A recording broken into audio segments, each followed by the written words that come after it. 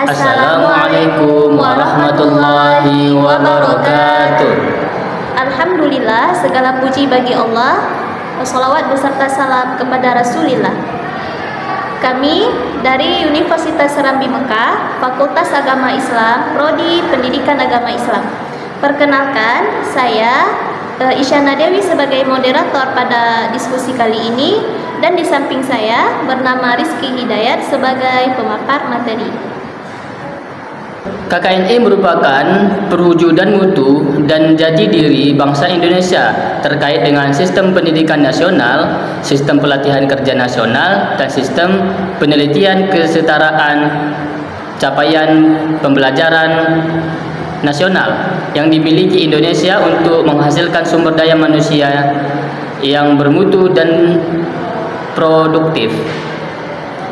Kemudian, setiap jenjang kualifikasi pada KKNI memiliki kesetaraan dengan capaian pembelajaran yang dihasilkan melalui pelatihan kerja atau pengalaman kerja. Penerapan kurikulum mengacu pada Kerangka Kualifikasi Nasional Indonesia atau KKNI dapat dilakukan melalui beberapa tahapan.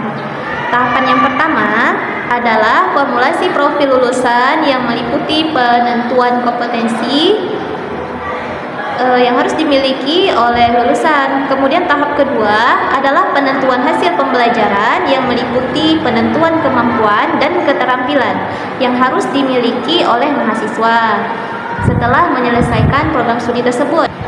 Tahapan ketiga adalah penentuan materi pembelajaran yang meliputi penentuan materi yang harus diajarkan untuk mencapai hasil pembelajaran yang diinginkan. Dilanjutkan lagi, tahapan yang keempat adalah penyusunan mata kuliah yang meliputi penentuan mata kuliah yang harus diambil oleh mahasiswa untuk mencapai hasil pembelajaran yang diinginkan.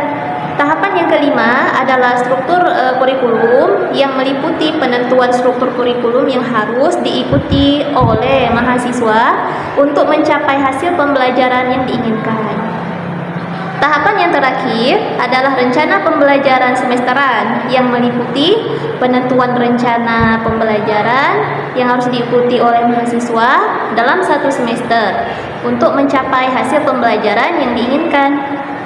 Nah, selain itu, penerapan kurikulum berbasis KKNI juga memerlukan persaingan yang matang, termasuk pelatihan bagi tenaga pengajar, kemudian ada sosialisasi mengenai kurikulum yang mengacu pada KKNI, dan panduan penyusunan kurikulum tentang KKNI.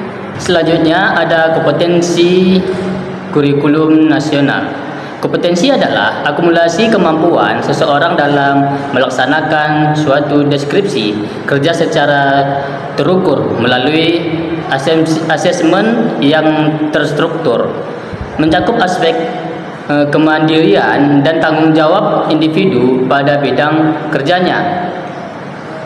Untuk meningkatkan kualitas lulusan perguruan tinggi, Kerangka Kualifikasi Nasional Indonesia atau KKNI memiliki peran penting dalam pelaksanaan kurikulum nasional Indonesia, menetapkan standar kualifikasi untuk pendidikan dan pelatihan di Indonesia, sehingga pelaksanaan kurikulum nasional dengan mengacu pada KKNI bertujuan untuk meningkatkan kualitas pendidik dan memastikan bahwa lulusan memiliki keterampilan dan pengetahuan yang sesuai dengan kebutuhan pasar kerja.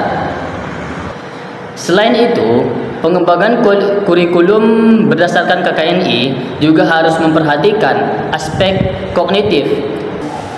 Selanjutnya, KKNI juga berperan dalam menentukan profil dan hasil belajar yang diharapkan dan akan dicapai oleh mahasiswa setelah mengikuti perkuliahan di perguruan tinggi. KKNI juga dapat dijadikan acuan dalam pembentukan media pembelajaran. Baiklah, kesimpulan yang dapat kita ambil dari pemaparan makalah tadi, KKNI adalah kerangka penjenjangan kualifikasi kompetensi yang dapat menyandingkan, menyetarakan, dan mengintegrasikan antara bidang pendidikan dan bidang pelatihan kerja, serta pengalaman kerja dalam rangka pemberian pengakuan kompetensi kerja sesuai dengan struktur pekerjaan di berbagai sektor.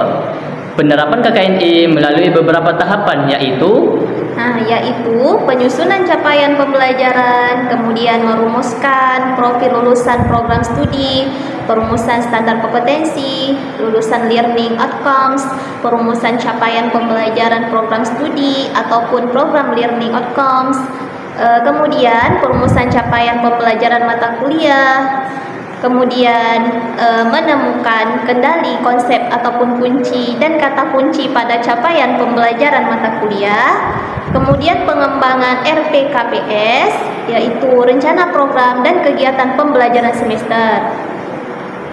Nah, peningkatan kualitas PTKIN dipengaruhi oleh penerapan kurikulum KKNI melalui 3 faktor utama, yaitu yang pertama, kecukupan sumber pendidikan dalam arti kualitas tenaga kependidikan, kemudian biaya dan sarana belajar.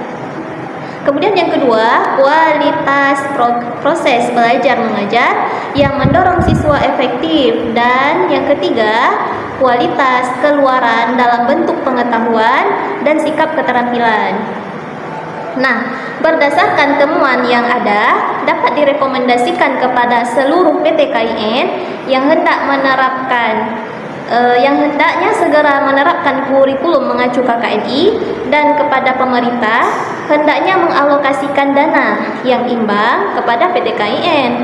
Untuk apa? Untuk menerapkan kurikulum yang mengacu pada KKNI dalam upaya meningkatkan kualitas pendidikan PTKIN tersebut.